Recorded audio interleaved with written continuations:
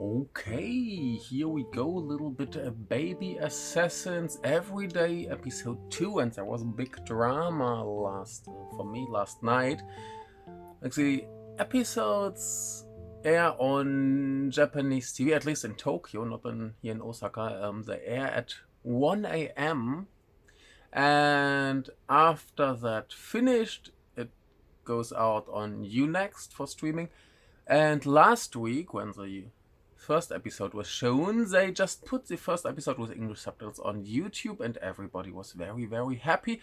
But there was always the anxiety what's gonna happen next week? Like, will they release just everything on YouTube, or did they have a deal with some other publisher and it's just a teaser or whatever? So yeah, I waited a little bit until 1:30 at night to check if there's an English language episode on YouTube, and there wasn't, so I watched it on Unext and checked again if there's a YouTube video, and there wasn't. So until now, so next day, like almost 12 hours later, there's still no YouTube upload, so I guess it's not coming. It's quite normal for Japanese TV stations to put first episodes of shows online on YouTube just as a teaser, just to get you hooked to want more. I mean, it makes sense if you're in Japan and you can just watch it on any other channel, like it's available on some app, it's on Unext, and yeah, it's broadcasted in Tokyo now. Yesterday, I think they announced that they made a deal with TV Osaka, so it's gonna be here on TV as well, but later, just on Friday, and I think they will start with episode 1. So, and yeah, I will just gonna watch it on Unext. And yeah, so I guess international fans will have to wait for another like official release, and yeah, I'm pretty sure it will come. But yeah, good luck, I guess. For me, yeah, I will just keep watching it here. Like the first one, I was already pretty happy. I watched it in the original version, then with subtitles. And when I watched it with subtitles, I was quite happy that I basically understood everything. And this one, I watched now twice in Japanese without subtitles, and I think I got it. So I feel confident enough to talk about what's going on. And this one is a quite interesting episode because it's the first time we have any kind of Baby Assassins that's not directed by Yugo Sakamoto. This one was directed by Wataru Hiranami. I think there are two Watarus as other directors listed. And he made, for example, a movie called Searchlight, which stars Tomo Nakai, who's one of the actors in Baby Assassins 2, 3, and Everyday. That's the young lady who helps getting rid of dead people. And yeah, he made a movie that's seemingly his most popular, that's called Easter Nightmare, but has very, very bad ratings. Anyway, I think he did a pretty good job here, so much ahead. I feel like the show is quality-wise way more consistent than the movies are. They tweak the characters a little bit, and for me that's better. For some others it might be a bit of an issue because they're almost too normal a little bit, but for me it works very, very well. Like I said in the first episode, in the movies I always struggle a little bit with some scenes or some behavior it's obviously supposed to be funny, but I don't feel it's funny. So I'm quite happy with how this show turns out. Like, I have seen both episodes 2 times, and the action scene in the first one a few more times, and it's still like a lot of fun, and I really, really enjoyed this. Not that super exciting, but it has this weird, relaxing energy. Like, the whole show is still very focused on food. I saw a lot of people who basically cooked the tonjiro with tomatoes that Chisato made in the first episode, and in this one she makes oyakodon, I think it is. So a rice bowl with chicken and egg, and she's a little bit frustrated with her recipe, but I guess a lot of people will just keep cooking the stuff that she makes. Will just keep cooking the stuff that she makes in the show to basically just enjoy. No, it's very relaxing just seeing them at the end of an episode in their apartment, sitting there eating, and it's a very, very food-based show so far. It's a lovely, like in the first one you had this fight in the family restaurant, and here so much ahead they are forced to work in an izakaya, so basically a pub, like a place where you don't just drink but eat as well, and usually it's a place where all the groups go to party, and then you have the all you can drink, all you can eat, whatever, and it's a big event. I will not talk about the cast today because there's no real change. All the new people here are just for this episode, and so let's just start talking about the episode itself. They basically made a mix of this and this and this. What's going on here? Why is this so?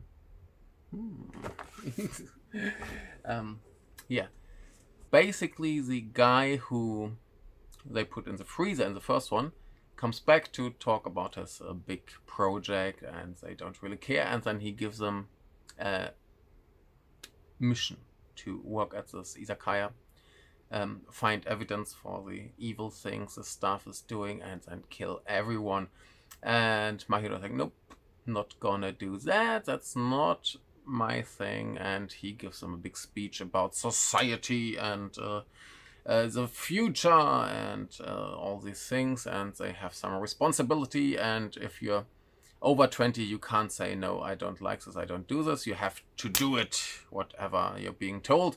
And but they do it, and they spend the whole episode at this izakaya.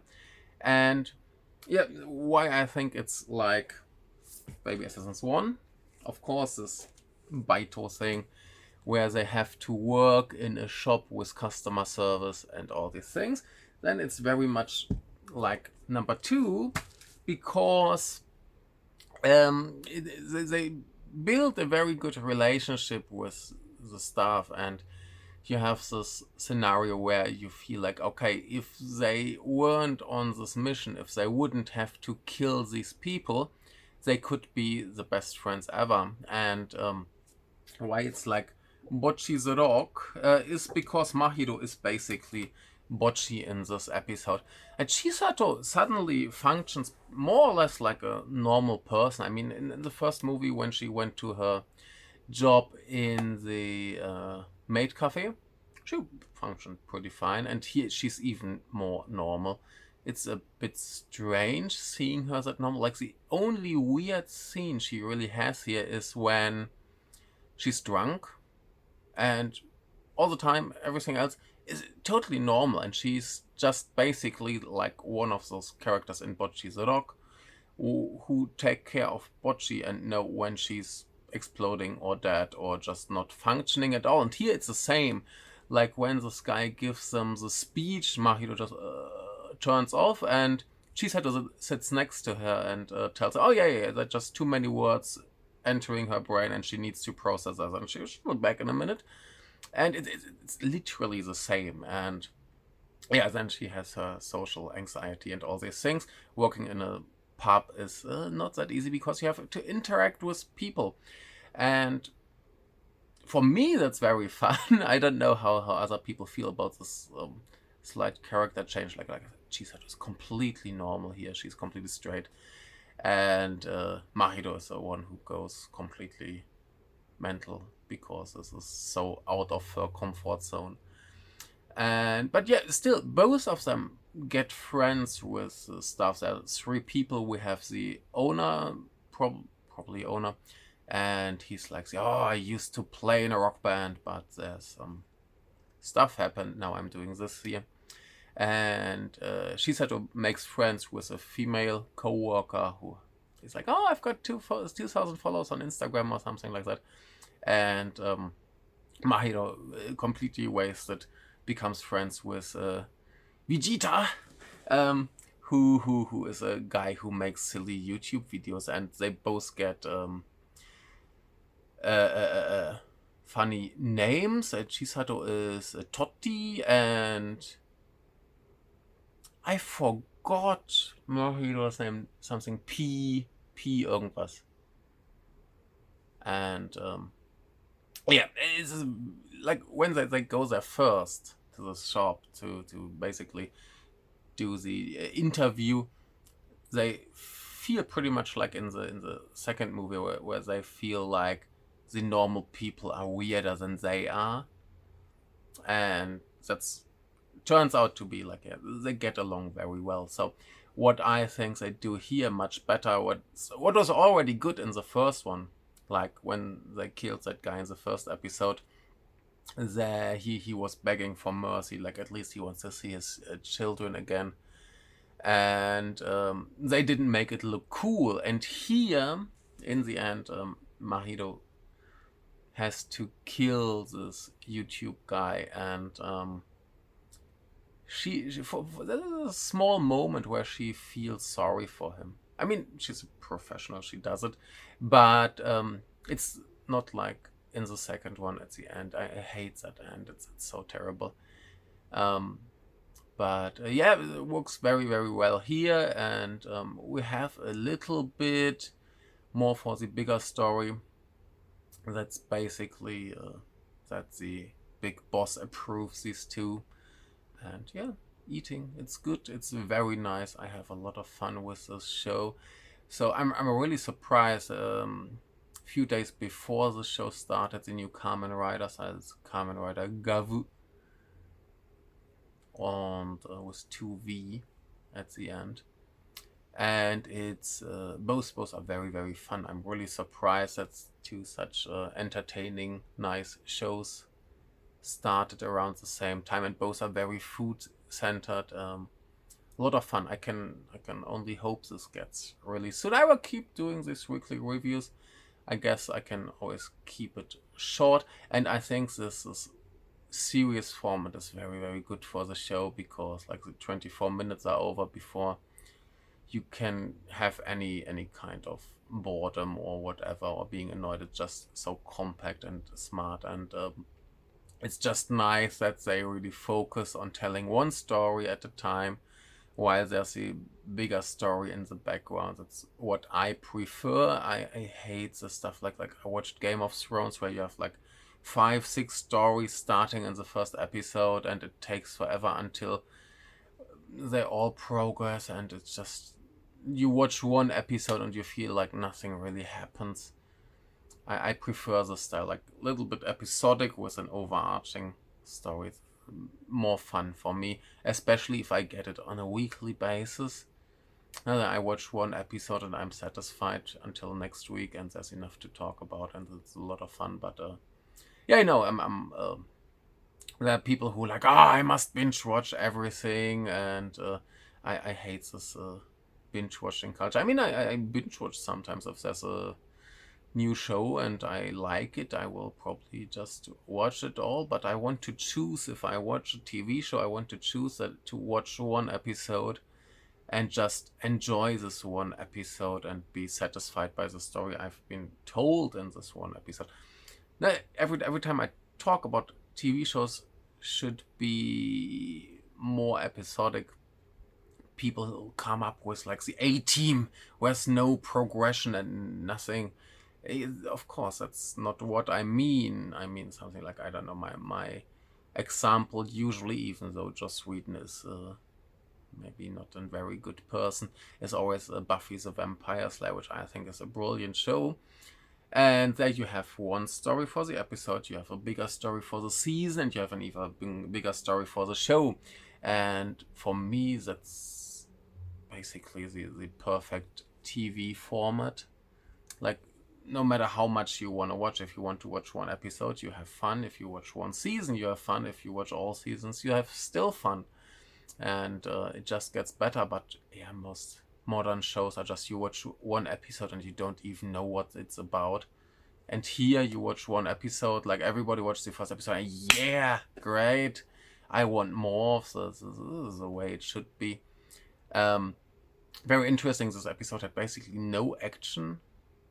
Like, of course, people get killed, but it just and finish. So no work for Mr. Sonomura here, but I guess that was obvious from the beginning. Like they can't do these big, well choreographed fight scenes all the time, and here it wouldn't have made any sense. So it makes me very happy to see that this show actually works without the need for permanent big action. I mean, I already expected this because the characters work so well, and here they work even better for me. So nothing surprising here, but it's nice to be right. Sometimes I'm happy about that. And yeah, it's still a great show, and I want to keep it short today because I will have to go to work soon.